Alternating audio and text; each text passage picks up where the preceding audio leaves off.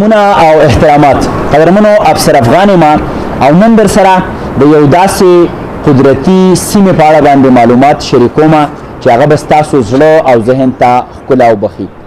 د سرخار اسلام آباد نه په 293 کیلومتره فاصله واقعه د دنګو چینارونو د ښایسته ښکلي غرونو چینو او ګودرونو سیمه چې د ضلع شانګلې په نوم یادېږي په جولای 1995 کې په وجود کې راغله.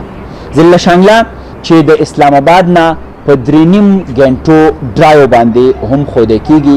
کله چې ریاست سوات نو په هغه وخت کې ضلع د ریاست سوات برخه وه، یعنی د یوسفزۍ سټیټ اف سوات په 1851 کې چې کم جوړ شوی دا بیا په پاکستان کې په 14 اکتوبر 1901 کې ضم شو. دغه شانګله اول د سوات د سټیټ برخه وه او څنګه چې ما ووی په 1995 کې دا بیا د جدا ضلع په حیث باندې وپېژندل شوه. ضلع شانګله 1580 سکویر کیلومتره رقبه لري. همدغسې 7,50,810 آبادۍ باندې ضلع شانګله مشتمله ده. په ضلع شانګله کې 28 یونین کونسل دي، 115 پکې ویلیج کونسلز دي.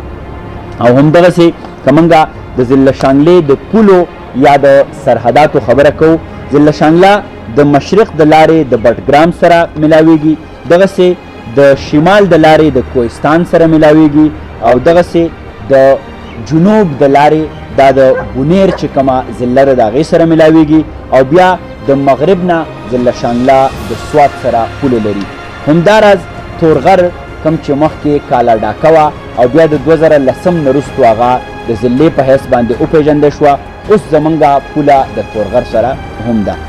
ضلع شانګله که په تاریخي توګه باندې موږ وګورو نو د ګریک په پیریډ کې د غوربند چې کومه سیمه یادېږي په 326 BC کې د سکندر اعظم یا د ګریټ الکسندر چې یادېږي د هغه فوجونه دې سیمې ته راغلي وو او بیا د پیر سر په مقام باندې دغلته یو شخړه یو جنګ هم شوی و. د ضلع شانګلې که موږ سیاسي خبره وکړو نو د دې درې چې کوم دی سیاسي حلقې دي.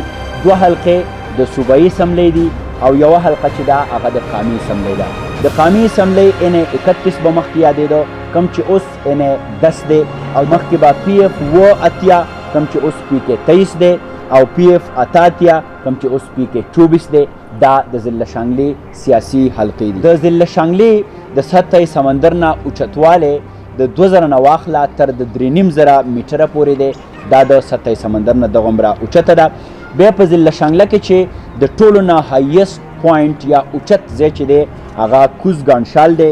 په ضلع شانګله کې بېکچه اوبه دي. که یو طرف ته موږ وګورو د ضلع شانګلې په سینه باندې اباسین هم بهیږي، بل طرف ته هایډرل پاور جنریشن په ضلع شانګله کې په لوی کچ باندې کیدی شي او د هغې یو ثبوت د خان خوړ پراجیکټ دی چې هغې کې هایډرل پاور جنریشن هلته کیږي. په ضلع شانګله کې په زیاتره توګه باندې پښتانه آباد دي، افغانان، سیدان، قریشي، ګوجر، شلمانی. بیا په یوسفزو کې میاخیل، ازیخیل، بابوزی دغه په ضلع شانګله کې په زیات کچ باندې آباد دي.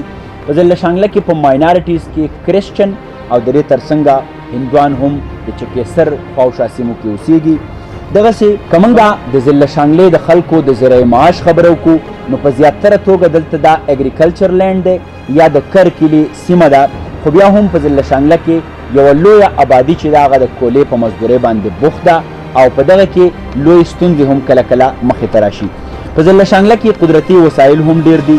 دلته کرومایټ، دلته سوپ سټون او د دې سره سره نور هم قیمتي د ځمکې د سینې وسایل شته دی. د دې ترڅنګه د ضلع شانګلې په میډیسنل پلانټ باندې که خبره وشي نو دلته ډیر زیات داسې میډیسنل پلانټ دي چې که هغه صحیح په کار باندې راوستی شي نو هغه د دې ملک په اقتصاد کې او د ضلع شانګلې د ځایي خلکو په اقتصاد کې ډیر لوی کردار لوبولی شي.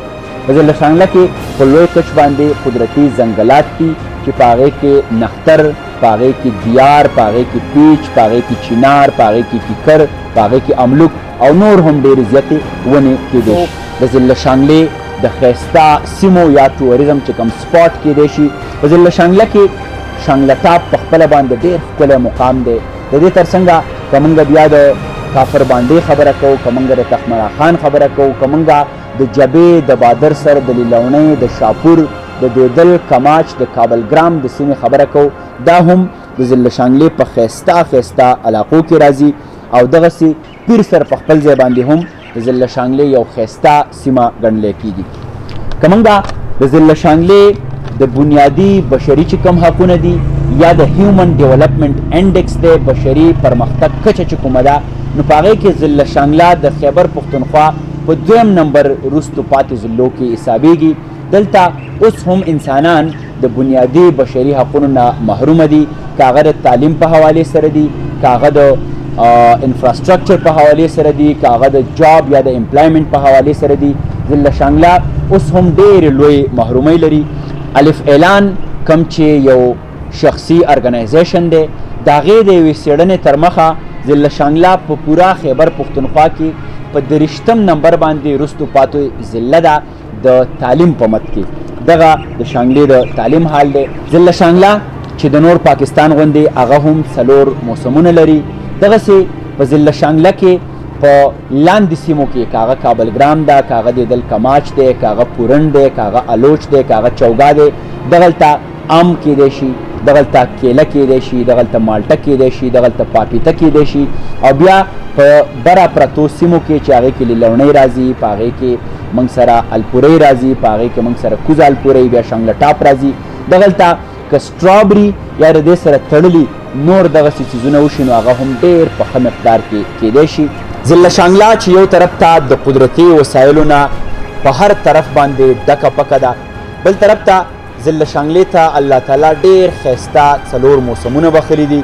د دې تر څنګه د ضلع شانګلې خلک ذهین هم دي، ټیلنټډ هم دي، هغو کې یو پوټنشل هم دی چې د دې سیمې د دې ملک د دې هیواد د پرمختګ دپاره خپل انرژیز په کار باندې راولي. خو بیا هم د ضلع شانګلې د 80% نه زیات خلک د کولې په تورو درنګونو کې خپل د ژوند ورځ شپې سبا کوي. ضرورت د دې خبرې دی که چېرته دغه سیمې ته په رښتیا باندې پاملرنه وشوه، که چېرته د دې ټوریزم ډیولپ شو، که چېرته د ضلع شانګلې په فروټ انډسټرۍ باندې کار وشو، نو هغه ورځ لرې نه ده چې د دې ضلعې خلک به د دې ملک په اقتصاد کې، د دې ملک په خوشحالۍ کې، د دې ملک په سوکالۍ کې خپل پوره کردار ادا کړي. ای د شانګلې د سردرو زلمیه، ای د شانګلې د سردرو زلمیه، د هندوکش تړو کې کور جوړ کا، د حوصلې ملا چې د ماته نشي، د دې ذرې نه اور جوړ کا. خوشحاله او بریالي اوسئ.